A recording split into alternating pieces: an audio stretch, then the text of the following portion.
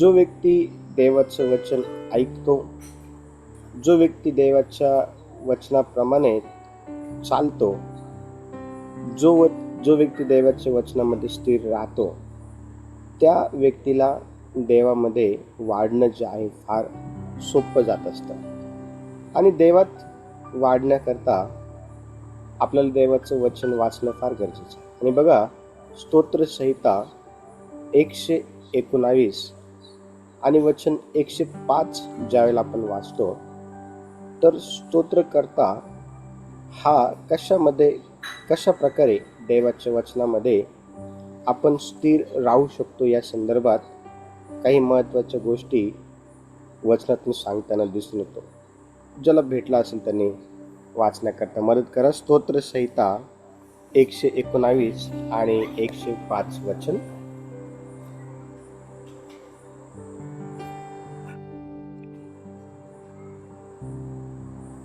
स्तोत्रसंहिता 119. तुझे वचन माझ्या पावलांकरिता दिव्यासारखे व माझ्या मार्गांवर प्रकाशासारखे आहे. Very good. आता ह्या ठिकाणी आपण पाहतो की स्तोत्रकर्ता दावीद जो आहे तो ह्या ठिकाणी म्हणतो की तुझं वचन माझ्या पावलाकरिता दिव्यासारखं आहे व माझ्या मार्गावर प्रकाशासारखं आहे. आता ज्या वेळेला आपण देवाचं वचन वाचतो, तर त्या देवाच्या वचनामध्ये आपण आपल्या स्वतःला स्थिर जे आहे ते करणं फार गरजेचं आहे. आणि प्रभू येशू ख्रिस्ताच्या जीवनाकडं जर आपण पाहिलं, तर तो देवाच्या वचनामध्ये स्वतःला स्थिर करणारा असा मानवी देहामध्ये एक परिपक्व जीवन जगणारा व्यक्ती होता. आणि प्रभू येशूने कशा प्रकारे स्वतःला देवाच्या वचनामध्ये स्थिर केलं हे समजण्याकरता ज्यावेळेला आपण शुभवर्तमानांचे पुस्तक वाचतो, तर त्या शुभवर्तमानाच्या पुस्तकांमधून आपल्याला हे समजणं फार सोपं जातं. आणि पहा, येशू हा ज्यावेळेला मत्तयाचं पुस्तक 4 अध्याय आणि 1 ते 11 ही वचनं ज्यावेळेला आपण वाचतो, तर ह्या ठिकाणी येशूची जी काही परीक्षा आहे ती सैतानाच्या द्वारे देण्यात आलेलं जे काही प्रलोभन आहे त्याद्वारे चालू असलेले आपल्याला पाहायला भेटते. आणि ज्या वेळेला सैतान हा वेगवेगळ्या प्रलोभनाच्या माध्यमातून येशूची परीक्षा घेत होता, त्यावेळेला येशूने त्याच्या स्वतःला देवाच्या वचनामध्ये जे आहे ते स्थिर ठेवलेलं होतं. आणि म्हणून प्रभू येशू ख्रिस्त हा त्या ठिकाणी सैतानाच्या द्वारे त्याच्या जीवनात आणण्यात आलेलं जे काही प्रलोभन आहे ना, त्याला तो बळी पडला नाही किंवा त्याला तो वश झाला नाही. आपण ह्या जगामध्ये राहत असताना आपल्याला देखील प्रभू येशू ख्रिस्ताच्या जीवनातून ह्या गोष्टी समजणं फार गरजेचं आहे. जर आपण देवाच्या वचनाचं जर अध्ययन केलं आणि देवाच्या वचनामध्ये जर आपण स्थिर राहिलो, तर जगाच्या कोणत्याही प्रलोभनाला किंवा जगाच्या कोणतेही जे आमिष आहे त्याला जे आहे ना आपण सहज हरवू शकतो किंवा आपण त्या सर्व प्रकारच्या प्रलोभनावरती जे आहे ना विजय प्राप्त करू शकतो. का आपण विजय प्राप्त करू शकतो? कारण आपण देवाच्या वचनामध्ये स्वतःला काय केलेलं आहे? स्थिर केलं आहे. बघा, आपण मत्तयाचं पुस्तक काढू यावेळेला 4 अध्याय आणि मत्तयाच्या पुस्तकाच्या 4 अध्यायाच्या पहिल्या वचनांना आपण काय करणार आहोत? पहिलं जे वचन आहे ते आपण वाचू आणि कोणीतरी मत्तय 4:1 वाचण्यासाठी मदत करा. त्या ठिकाणी काय लिहिले पहा, 4:1-2-3. परीक्षा. तेव्हा शैतानाकडून येशूची परीक्षा व्हावी म्हणून आत्म्याने त्याला अरण्यात नेले. 2 आणि 3 पण वाचा. मग त्याने 40 दिवस व 40 रात्री उपास केला. त्यानंतर त्याला भूक लागली. तेव्हा परीक्षक त्याच्या जवळ येऊन म्हणाला, तू देवाचा पुत्र आहेस तर या दोंड्याच्या भाकरी व्हाव्या अशी आज्ञा कर. Yes, very good.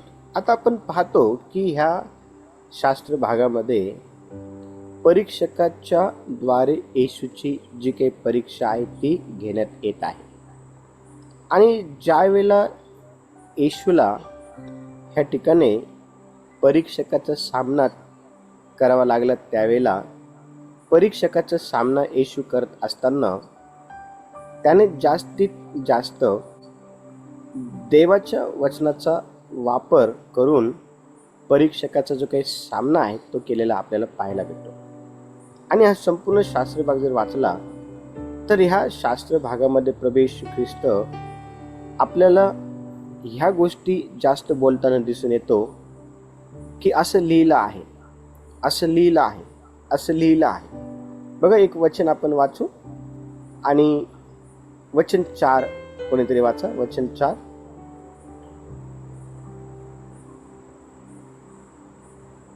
परंतु त्याने उत्तर दिले की मनुष्य केवळ भाकरीने नव्हे तर परमेश्वराच्या मुखातून निघणाऱ्या प्रत्येक वचनाने जगेल असा शास्त्रलेख आहे.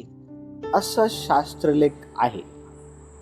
मनुष्य केवळ भाकरीने नव्हे तर परमेश्वराच्या मुखातून निघणाऱ्या प्रत्येक वचनाने जगेल असा काय आहे?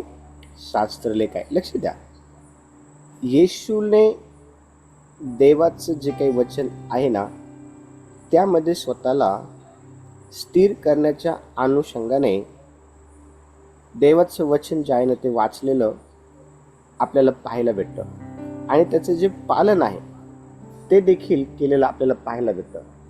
बघा, वचन 7 पण आपण वाचू.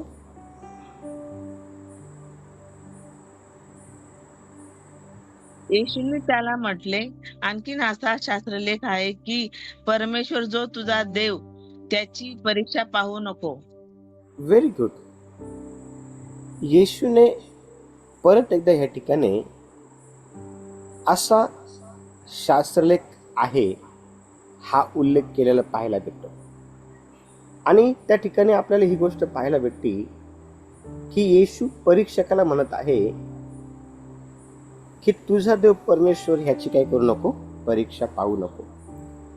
जर तुम्ही देवाच्या वचनामध्ये स्वतःला स्थिर केलं तर देवाच्या वचनाच्या साहाय्याने तुम्हाला परीक्षकाचा आणि परीक्षकाच्या द्वारे तुमच्या जीवनात आणण्यात आलेले जे काही परीक्षा आहे त्याचा जो काही सामना आहे तो तुम्हाला व्यवस्थितपणे जो आहे ना वचनाच्या साहाय्याने करता येईल. आणि म्हणून जास्तीत जास्त स्वतःला देवाच्या वचनामध्ये स्थिर करण्याच्या अनुषंगाने देवाचे जे वचन आहे ते ह्या दिवसांमध्ये काय करा, वाचत चला. आणि ज्या वेळेला तुम्ही देवाचं वचन स्वतःला स्थिर करण्याच्या अनुषंगाने वाचायला सुरुवात कराल तुम्हाला पाहायला भेटेल की तुमच्या जीवनामध्ये फार मोठा जो काही बदल आहे तो आलेला आहे. आणि म्हणून देवाच्या वचनामध्ये स्वतःला स्थिर जे आहे ते केलं पाहिजे. दुसरा मुद्दा, देवामध्ये वाढण्यासाठी आपण काय केलं पाहिजे. दुसरा मुद्दा, आपण सतत प्रार्थना केली पाहिजे.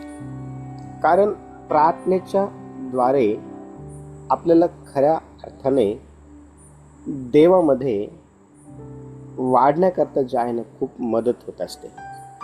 आणि पवित्र शास्त्र ज्यावेळेला आपण वाचतो तर पवित्र शास्त्रातून आपल्याला ही गोष्ट समजत असते की प्रार्थना एक सतत करणं हे किती महत्त्वाचं आहे. आणि ते केल्यामुळं आपण देवामध्ये किती मोठ्या प्रमाणात वाढू शकतो हे आपल्याला समजतं. आणि बघा, ज्यावेळेला आपण पहिले थिस्सलुनी 5वा अध्याय आणि वचन 17 ज्यावेळेला आपण वाचतो तर पहिले थिस्सलुनी 5व्या अध्यायाच्या 17व्या वचनामध्ये संत पौल हा थिस्सलुनी येथील विश्वासणाऱ्यांना जे आहे काही महत्त्वाच्या गोष्टी प्रार्थना एक सतत करण्यासंदर्भात शिकवताना दिसून येतो. आणि पहा त्या ठिकाणी काय लिहिलेलं आहे. पहिले थिस्सलुनी 5वा अध्याय आणि वचन 17 काय म्हणत आहे.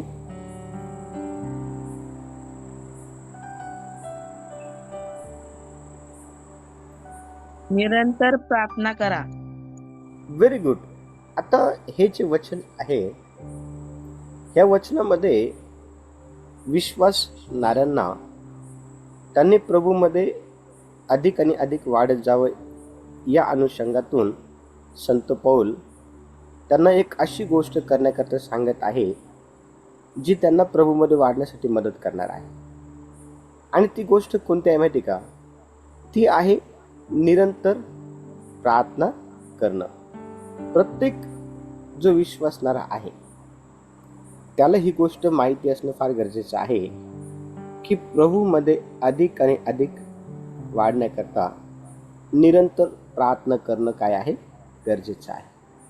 आणि निरंतर प्रार्थना केल्यामुळं प्रभूमध्ये वाढता येतं, ही गोष्ट दानिएलला खूप चांगल्या पद्धतीने कळालेली होती.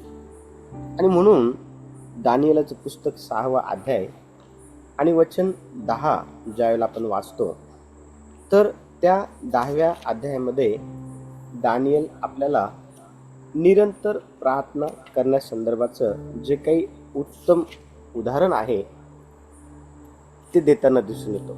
आणि बघा, दानिएल हा एक सतत प्रार्थना करण्यासंदर्भात कसा होता ते आपण वाचूया. दानिएल 6वा अध्याय आणि वचन 10 कोणीतरी वाचा. या फरमानावर सही झाली आहे असे दानिएलाने ऐकले, तेव्हा तो आपल्या घरी गेला. त्याच्या खोलीतल्या खिडक्या यरुशलेमेच्या दिशेकडे असून उघड्या होत्या. त्याने आपल्या नित्यक्रमाप्रमाणे दिवसातून 3दा गुडघे टेकून प्रार्थना केली व आपल्या देवाचा धन्यवाद केला. Very good. बघा, दानिएल हा सतत प्रार्थना करणारा एक तरुण व्यक्ती होता. आणि त्याने दिवसातून 3 वेळेस जी काही प्रार्थना आहे ती केलेली आपल्याला पाहायला भेटते. आता आपण देखील अशा प्रकारे देवात अधिक आणि अधिक वाढण्याच्या अनुषंगातून प्रार्थनेवरती जास्त भर जे आहे ना देणं गरजेचं आहे. जर आपण प्रार्थना एक सतत करत राहिलो तर आपल्याला देवामध्ये वाढणं हे अतिशय सोपं जाईल, जसं दानिएलाला गेलं होतं. आणि म्हणून प्रभूमध्ये वाढण्यासाठी काय करण्याची गरज आहे, तर देवाच्या वचनामध्ये स्थिर राहण्याची गरज आहे. देवाकडं एक सतत प्रार्थना करण्याची काय आहे, गरज आहे. तिसरा मुद्दा, प्रभूमध्ये वाढण्यासाठी आपण काय केलं पाहिजे, त्याचा मुद्दा क्रमांक 3 आहे पवित्र आत्म्याच्या मार्गदर्शनाखाली चाललं पाहिजे. जर आपल्याला देवामध्ये जर वाढायचं आहे तर आपल्याकडं जैविकरित्या अनेक मार्गदर्शक असतात आणि ते मार्गदर्शक आपल्याला जगातल्या गोष्टींना घेऊन अनेक मोठ्या प्रमाणामध्ये आपला फायदा होण्याच्या अनुषंगातून मार्गदर्शन करत असतात. पण ते मार्गदर्शन आपल्याला आत्मिक जो काही देवाकडे असलेला भाग आहे त्यामध्ये काय करत नाही, वाढवत नाही. मग आपली आत्मिकरित्या देवामध्ये वाढ व्हावी याकरता आपल्याला कोणत्या मार्गदर्शनाची गरज आहे, तर ते आहे पवित्र आत्म्याच्या.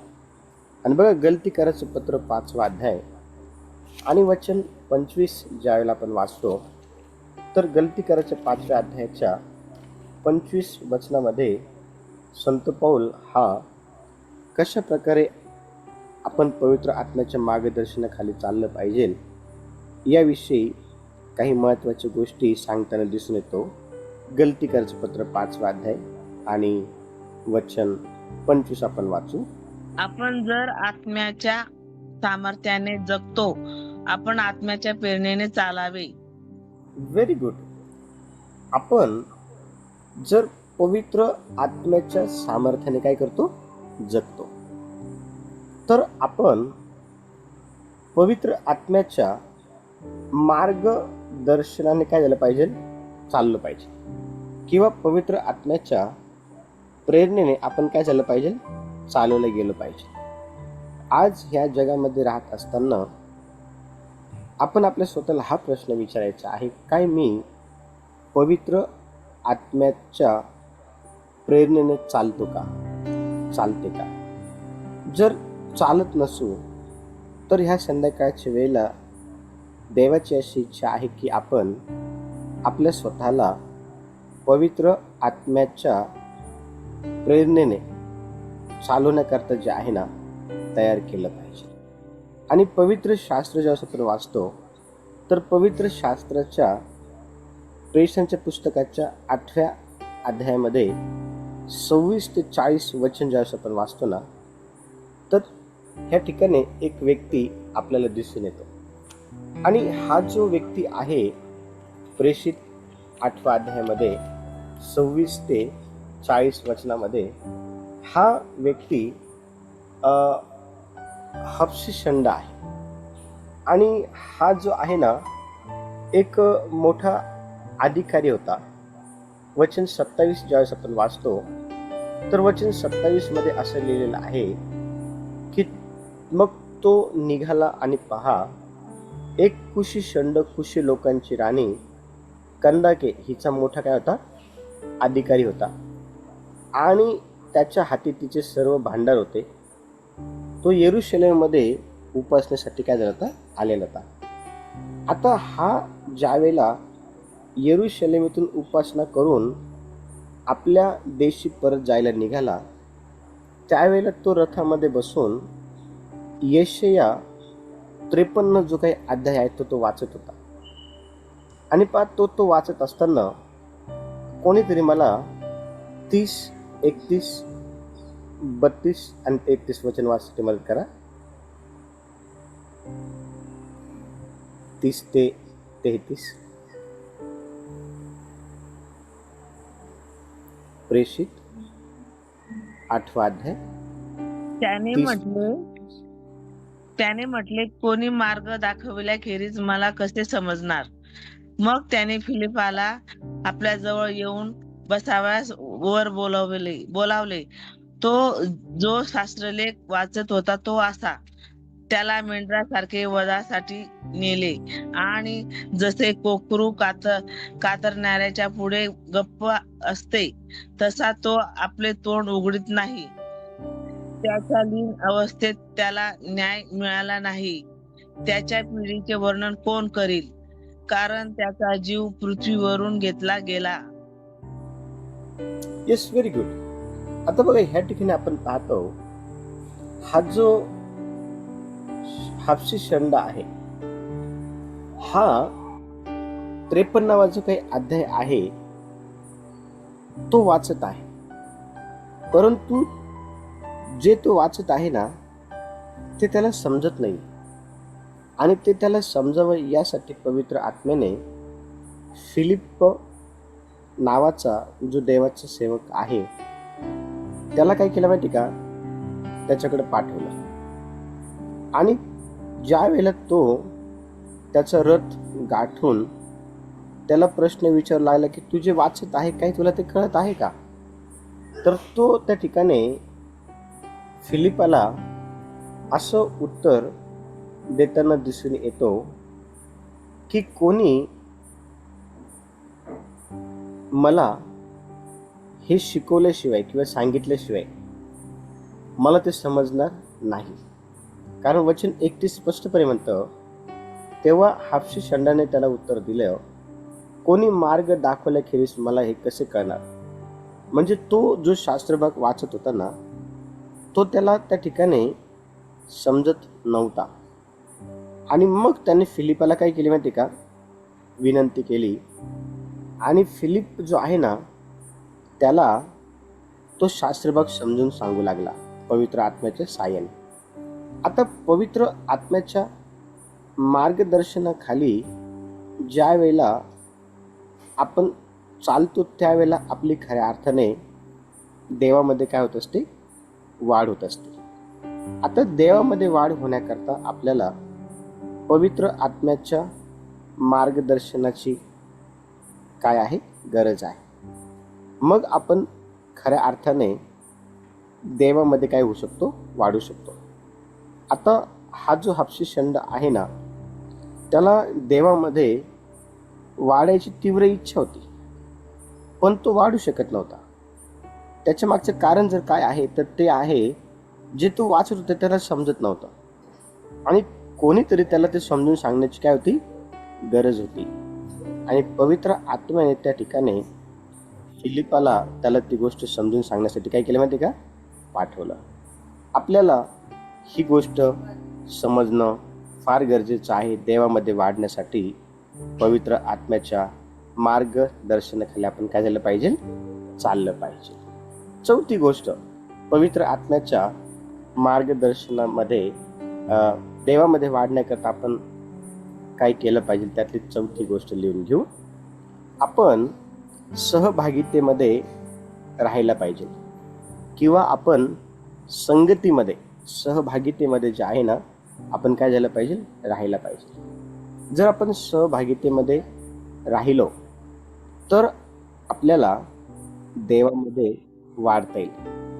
आपण जर सहभागितेमध्ये राहिलो तर आपल्याला देवामध्ये काय होईल, वाढता येईल. पण सहभागितेमध्ये आपण जर राहिलो नाही तर आपल्याला देवामध्ये वाढता येणार नाही. मग पवित्र शास्त्र, प्रेषितांचे पुस्तक 2 अध्याय आणि 42 वचन ज्यावेळेला आपण वाचतो ना, तर 42 वचनामध्ये अतिशय स्पष्टपणे संगतीत राहण्यासंदर्भात, सहभागितेमध्ये राहण्यासंदर्भात काही महत्त्वाच्या गोष्टी त्या ठिकाणी लिहिलेल्या आहेत. बघा, वचन वाचू आपण. प्रेषित 2 अध्याय आणि 42 वचन. ते प्रेषितांच्या शिक्षणात आणि सहवासात भाकर मोडण्यात व प्रार्थना करण्यात तत्पर असत. Very good. ते प्रेषितांच्या सहवासामध्ये ना राहण्यामध्ये कसे होते, तत्पर होते. प्रेषितांच्या संगतीमध्ये राहण्यामध्ये ते कसे होते, तत्पर होते. आता देवामध्ये वाढण्याकरता आपल्याला संगतीमध्ये, सहभागितेमध्ये राहणं फार गरजेचं आहे. ज्या वेळेला आपण सहभागितेमध्ये एकत्र येतो, सहभागितेमध्ये आपण राहतो, तर ती जी सहभागिता आहे ना, ती आपली खऱ्या अर्थाने आत्मिकरित्या बांधणी करत असते. आणि आपली आत्मिक बांधणी व्हावी या अनुषंगातून देव आपल्याला सहभागितेचं जे काही महत्त्व आहे ते काय करतो, समजून सांगतो. आणि ते महत्त्व पहिल्या शताब्दीच्या मंडळीतील विश्वासणाऱ्यांना चांगल्या प्रकारे कळालं असल्या कारणामुळं ते एकत्र जी काही सहभागिता आहे ती करताना आपल्याला दिसून येते. आणि त्यामुळं त्या मंडळीतील विश्वासणाऱ्यांची प्रभूमध्ये काय झाली, ती वाढ जी आहे ती झालेली होती. जर आपली वाढ प्रभूमध्ये व्हावी असं जर वाटत असेल तर आपण सहभागितेमध्ये आलं पाहिजे, राहायला पाहिजे. आणि सहभागिता काय करते माहिती का, आपली जी काही वाढ आहे ना ती करत असते आत्मिकरित्या. हे आपल्याला समजणं फार गरजेचं आहे. 5वी गोष्ट, प्रभूमध्ये वाढण्यासाठी आपण काय केलं पाहिजे. 5वी गोष्ट, प्रभूमध्ये वाढण्यासाठी आपण काय केलं पाहिजे, तर पवित्र जीवन आपण जगलं पाहिजे. पवित्र जीवन जगण्याविना आपण प्रभूच्या गोष्टींमध्ये आणि प्रभूमध्ये काय होऊ शकत नाही, वाढू शकत नाही. तर पवित्र जीवन जगणं हे गरजेचं आहे का देवासोबतच्या प्रवासात चालत असताना? त्याचं उत्तर जर आपल्याला पाहिजे असेल तर पवित्र शास्त्र वाचणं गरजेचं आहे. आणि पवित्र शास्त्र आपल्याला पवित्र जीवन जगणं हे किती गरजेचं आहे याविषयी खूप गोष्टी सांगतं. पण आपण काही महत्त्वाच्या गोष्टी वाचणार आहोत. 1 पेत्र आपण काढू. 1 पेत्र 1 अध्याय आणि वचन 16 पाहू. 1 पेत्र 1 अध्याय आणि वचन 16 पहा. काय म्हणतात ठिकाणी, पवित्र जीवन जगण्यासंदर्भात.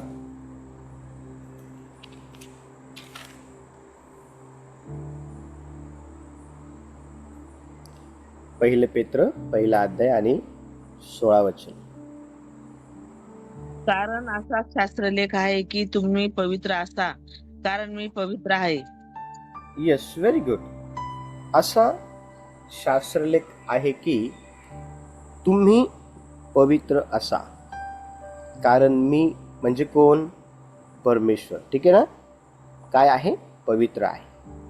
मग आपल्याला देवामध्ये वाढण्याकरता कोणत्या गोष्टीची गरज आहे? तर ती गोष्ट आहे पवित्र जीवन जगणं. मग पवित्र शास्त्रामध्ये एक तरुण व्यक्ती होता. त्याला प्रभूमध्ये वाढण्याची तीव्र इच्छा होती आणि त्याची ती इच्छा पूर्ण व्हावी या अनुषंगाने त्याने पवित्र जीवन जे आहे ना ते काय केलं माहिती का? जगलं. आणि उत्पत्तीचं पुस्तक 39वा अध्याय आणि 7 ते 12 वचन ज्यावेळेस आपण वाचतो तर त्या वचनातून आपल्याला हे समजून येतं की तो व्यक्ती जो आहे ना त्याचं नाव योसेफ आहे. आणि योसेफाने पाप करावं म्हणून त्याला अनेक जे काही प्रलोभन आहे ते देण्यात आलं. परंतु त्या प्रलोभनापासून तो पळून गेलेला आपल्याला पाहायला भेटतो. आणि त्याने त्या प्रलोभनाला नाही तर जी अपेक्षा देवाची त्याच्याकडनं होती त्या अपेक्षेला म्हणजे पवित्रतेला त्याने काय केलं माहिती का? जास्त महत्त्व दिले. बघा उत्पत्ती 39 7 12 पर्यंत वाचू आपण. त्या ठिकाणी काय लिहिले पहा. उत्पत्ती 39वा अध्याय आणि 7 12 वचन.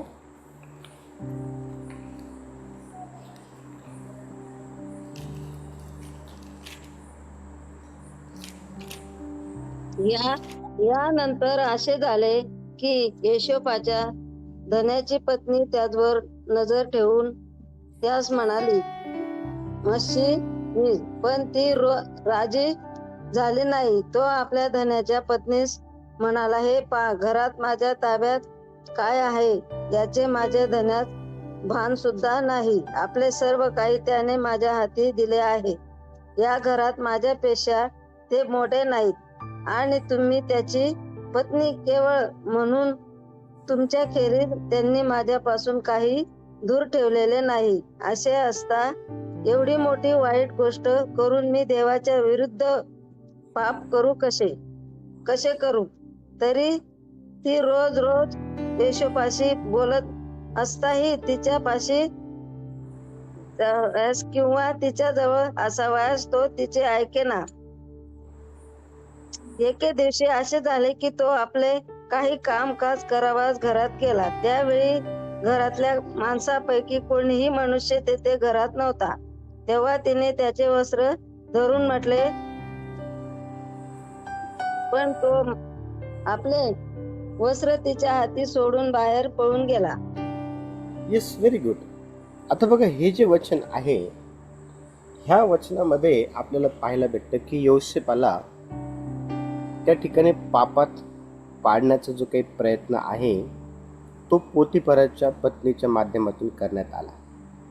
पण योसेफाने देवाला जी गोष्ट आवडते ती करण्याचा पुरेपूर जो काही निर्णय आहे तो त्याच्या जीवनामध्ये घेतलेला होता. आणि देवाला काय आवडतं? आपण वचन वाचलं आहे 1 पेत्र 1 अध्याय आणि 16 वचनामध्ये की देव पवित्र आहे तसं आपण पवित्र जीवन जगायला पाहिजे. ही गोष्ट योसेफाला माहिती होते आणि म्हणून त्याने त्या ठिकाणी सर्वात जास्त जो काही भर आहे तो पवित्रतेवरती दिला. पोतीफराच्या पत्नीच्या माध्यमातून त्याला त्या ठिकाणी त्याने चुकीच्या गोष्टी कराव्या याकरता अनेक काय करण्यात मध्ये का त्याच्या समोर जे आहे ना प्रलोभन टाकण्यात आले. पण वचन सांगतं की त्या ठिकाणी त्या कोणत्याही प्रलोभनाशी योसेफाने हात मिळवणी केली नाही. ह्या जगामध्ये राहत असताना देवाचं वचन आपल्याला हे सांगतं की आपण आपल्या स्वतःला काय केलं पाहिजे? जसं देव पवित्र आहे तसं आपण आपल्या स्वतःला पवित्र ठेवलं पाहिजे. आणि आपल्याला ही गोष्ट समजणं फार गरजेचं आहे की देवाने आपल्याला का निवडलेलं आहे.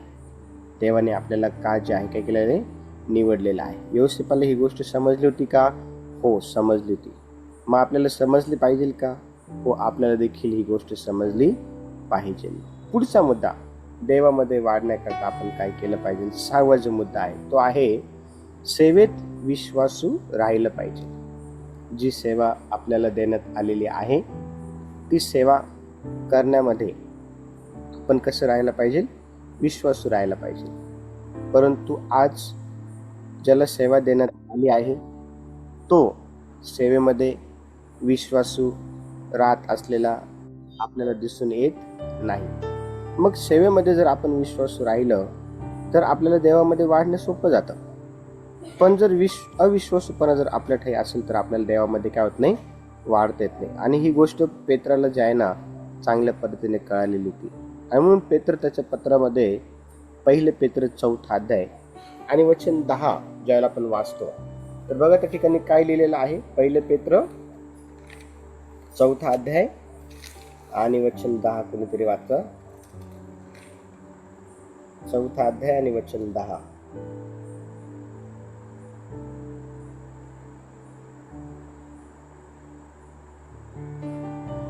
प्रत्येकाला जसे कृपादान मिळाले आहे तसे देवाच्या नानाविध कृपेच्या चांगल्या कारभाराप्रमाणे ते एकमेकाच्या कारणी लावा. Very good. चांगल्या सेवकाच्या ना किंवा चांगल्या कारभाराप्रमाणे एकमेकांच्या ना कारणी जे आहे ते लावलं पाहिजे. देवाची इच्छा जी आहे ना ती ह्या वचनातून आपल्याला समजून येते. देवाने आपल्याला का निवडलेलं आहे? सेवा करण्यासाठी. आणि जी सेवा देवाने आपल्याला दिलेली आहे ती सेवा करत असताना आपण ही गोष्ट लक्षात ठेवणं फार गरजेचं आहे की देवाने आपल्याला एकमेकांची जी काही प्रगती आहे, एकमेकांची जी काही उन्नती आहे ती करण्याकरता ही सेवा दिलेली आहे.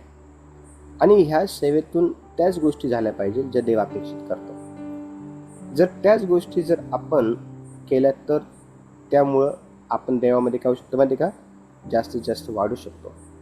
आणि ही गोष्ट बर्नबासला आणि पौलाला चांगल्या प्रकारे माहिती होती. आणि म्हणून बर्नबास आणि पाऊल जे आहे ना हे अनेक ठिकाणी देवाने ज्या सेवेसाठी त्यांना निवडलेलं होतं ती सेवा करताना एकत्र आपल्याला दिसून येतात. ज्या गोष्टी देवाने आपल्याला निवडले ना ती गोष्ट आपण केली पाहिजे. आणि ती गोष्ट केल्याच्या द्वारे आपण देवामध्ये काय होत असतो, वाढत असतो. हे आपल्याला समजणं फार गरजेचं आहे. देवामध्ये वाढण्याकरता आपण सेवेमध्ये देवाचे काय झालं पाहिजे, विश्वासू राहायला पाहिजे. आणि शेवटची गोष्ट देवामध्ये वाढण्याकरता काय करण्याची गरज आहे तर आपण परीक्षेमध्ये स्थिर राहायला पाहिजे. अनेक वेळा वेगवेगळ्या प्रकारच्या परीक्षांना आपल्याला तोंड द्यावं लागतं. आपण प्रार्थना करतो, उपवास करतो, बायबल वाचतो आणि तरी पण आपल्या जीवनामध्ये अनेक परीक्षांचा सामना आपल्याला करावा लागतो. तर त्या वेळेला ती परीक्षा आपल्याला हलवून टाकते का देवामध्ये राहत असताना? जर ती हलवत असेल याचा अर्थ हा आहे की आपण पाहिजे तसं देवावरती काय केलेलं नाही आहे, विश्वास ठेवला नाही. किंवा पाहिजे तसं देवाचं जे वचन आहे ते आपण वाचलेलं नाही. किंवा पाहिजे तसं देवाच्या वचनाप्रमाणे आपण काय केलं नाही, चाललेलं नाही. जर ती परीक्षा आपल्याला हलवत असेल तर. पण जर परीक्षा कितीही आल्या आणि त्या परीक्षेमध्ये आपण जर स्थिर राहत आहोत तर आपण देवामध्ये वाढलेलं आहो हे त्याचं प्रमाण आहे. येशू आपल्या शिष्यांबरोबर जहाजीत बसून गनेसराच्या प्रदेशामध्ये जाण्यासाठी निघालेला असताना त्या ठिकाणी शैतानाच्या माध्यमातून मोठं जे वादळ आहे ते पाठवण्यात आलं. आणि बघा त्या ठिकाणी शिष्य हे परीक्षेमध्ये स्थिर राहिले नाही. त्या ठिकाणी त्यांचा जो विश्वास आहे तो काय झाला, प्रभूवरचा तो डगमगला. त्या ठिकाणी शिष्य येशूकडे म्हणाले की उठा, आपण बुडू, आपण मरून जाऊ. आणि मग येशू उठला, वादळ शांत केला. आणि येशूने त्यांना विचारलं की तुमचा विश्वास कुठे?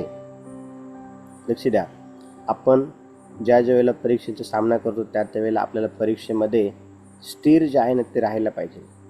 याकोबाला परीक्षेमध्ये स्थिर राहण्यासंदर्भात अनेक गोष्टी समजल्या होत्या आणि त्या गोष्टी विश्वासणाऱ्यांच्या आत्मिक उन्नती करता त्याने आपल्या पत्रामध्ये काय केल्या, नमूद करून ठेवल्या.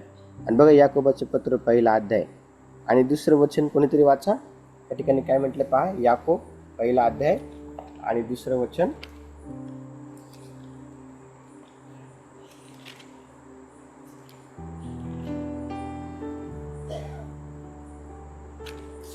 याकोब पहिला अध्याय आणि दुसरं वचन.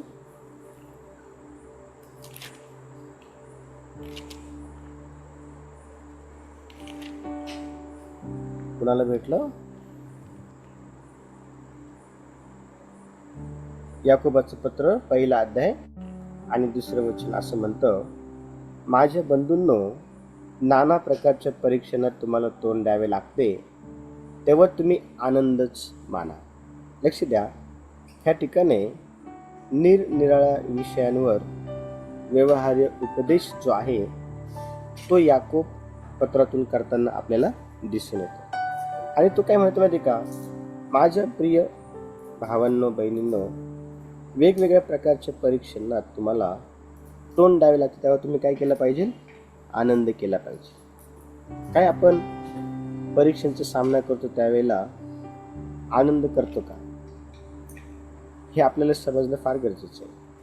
पवित्र शास्त्रात आपल्याला एक व्यक्ती पाहायला भेटतो की त्याला मोठ्या प्रमाणामध्ये परीक्षेचा जो काही सामना आहे तो करावा लागला, पण तो सामना करत असताना त्या परीक्षेमध्ये तो स्थिर राहिला.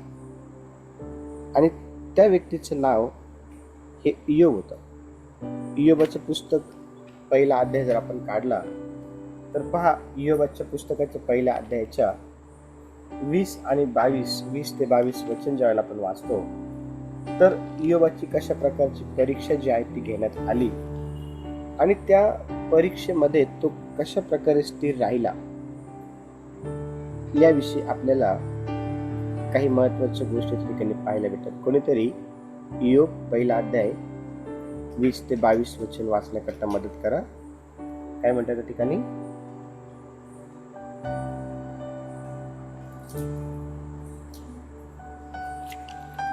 कुणाला भेटलं? इयोब पहिला अध्याय 20 ते 22 वचन स्तोत्र संहितेच्या पुस्तकाच्या अगोदरचं पुस्तक आहे. हो झालं. 20 ते 22 का? इयोब हो. तेव्हा इयोबाने उठून आपला जगा फाडिला, आपले डोके मुंडिले व भुईवर पालथे पडून देवाला दंडवत घातले. तो म्हणाला, मी मातेच्या उदरातून नग्न आलो आणि तसाच जेथून नग्न आलो तेथे परत जावायचा आहे. परमेश्वराने दिले आणि परमेश्वराने नेले, धन्य परमेश्वराचे नाम. या सर्व प्रसंगात इयोबाच्या हातून पाप झाले नाही व अनुचित कृत्य केल्याचा आरोप त्याने देवावर केला नाही. Very good. आता बघा, ह्या ठिकाणी इयोबाला कशा प्रकारे परीक्षेचा सामना करावा लागला होता हे समजण्याकरता आपल्याला हा जो अध्याय आहे, एक अध्याय, तो वाचणं गरजेचं आहे. आणि ह्या अध्यायातून आपल्याला हे समजतं की इयोबाला 7 पुत्र आणि 3 कन्या होत्या आणि हे सर्वच्या सर्व एकाच दिवशी मरण पावले. त्यानंतर इयोबाकडं 7,000 मेंढर होते, 3,000 उंट होते, बैलाच्या 500 जोड्या होत्या, 500 गाढवे होते. इतकं मोठं त्याचं, आणि त्याचा परिवार पण मोठा होता. इतकं मोठं त्याचं धन होतं. पण हे सर्व जे आहे ना, आपण पाहतो ते काय झालं माहिती का, सर्व नाहीसं झालं. एकामागे एक अशी जी काही वाईट बातमी आहे ती इयोबाला ऐकायला मिळाली. आणि इतक्या वाईट गोष्टी ह्या इयोबाला ऐकायला मिळाल्या असल्यानंतर देखील त्याने परमेश्वर देवाला जे आहे ना, परमेश्वर देवाने वाईट किंवा अनुचित कृत्य केलं आहे अशा प्रकारचा आरोप काय केला नाही, त्याने देवावरती केला नाही. त्या परीक्षेमध्ये, त्या समस्येमध्ये ना तो स्थिर राहिला. त्याचं एवढं नुकसान झालं तरी तो स्थिर राहिला. आणि लक्ष द्या, ज्या वेळेला आपल्या जीवनामध्ये अशा प्रकारच्या परीक्षेचा सामना आपल्याला करावा लागतो त्यावेळेला काही ती परीक्षा आपल्याला हलवून टाकते का, काही ती परीक्षा आपल्याला जी आहे ती देवावरचा जो विश्वास आहे ती कमी करते का? काही ती परीक्षा आपल्याला देवाला अनुचित कृत्य केल्याचा आरोप ठेवायला उकसवते का? हे आपल्याला समजणं फार गरजेचं आहे. योबाच्या जीवनामध्ये त्याला परीक्षेचा सामना करावा लागला, पण पवित्र शास्त्र सांगतं की तो त्या परीक्षेमध्ये काय झाला? स्थिर राहिला. त्याने परमेश्वराला धन्यवाद दिला आणि तो म्हणाला की मी मातेच्या उदरातून नग्न आलो आणि जिथून नग्न आलो तिथून मी परत जाणार. म्हणजे त्याला हे माहिती होतं, 7,000 उंट, 500 बैलाच्या जोड्या, मेंढरं ना, नौकर चाकर, शेती किंवा लेकरं, हे जे सर्व कोणी दिलेलं आहे तर ते परमेश्वराने दिलेलं आहे. आणि तो म्हटला, धन्य त्या देवाचं नाव, ज्याने दिलं त्याने नेलं. आणि त्याने परमेश्वरावरती अनुचित कृत्य केल्याचं काही केलं नाही, आरोप जो आहे तो परमेश्वरावरती ठेवला नाही. अनेक वेळा आपल्याकडे जे काही असतं आपल्याला असं वाटतं की ते आपलंच आहे. लक्ष द्या, ते आपलं नसतं, देवाने ते आपल्याला दिलेलं असतं.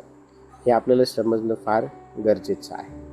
आणि म्हणून परीक्षेचा सामना ज्यावेळेला आपण करत असतो ना, तर आपण परीक्षेमध्ये नेहमी स्थिर जे आहे ते राहायला पाहिजे. अशा प्रकारे देवामध्ये वाढण्याकरता ह्या 7 गोष्टी ज्या आहेत त्या आपण केल्या पाहिजे. पहिली गोष्ट आपण पाहिली की परमेश्वराच्या वचनामध्ये आपण स्थिर राहायला पाहिजे. दुसरी गोष्ट आपण पाहिली की सतत प्रार्थना आपण केली पाहिजे. तिसरी गोष्ट आपण पाहिली की पवित्र आत्म्याच्या मार्गदर्शनाखाली आपण चाललं पाहिजे. चौथी गोष्ट आपण पाहिली की आपण संगतीमध्ये राहिलं पाहिजे. 5वी गोष्ट आपण शिकलो, पवित्र जीवन आपण जगलं पाहिजे. आणि 6वी गोष्ट बघितली आपण सेवेत विश्वासू राहिलं पाहिजे. आणि मग 7वी गोष्ट आपण पाहिली की परीक्षेमध्ये आपण स्थिर राहिलं पाहिजे. अशा प्रकारे आपण प्रभूमध्ये जे आहे ते काय होऊ शकतो? वाढू शकतो. देवा या वचनाच्या द्वारे सर्वांना आशीर्वाद देव. यावेळेला आपण आपले डोळे बंद करू आणि आपण प्रार्थना करू सर्वजण.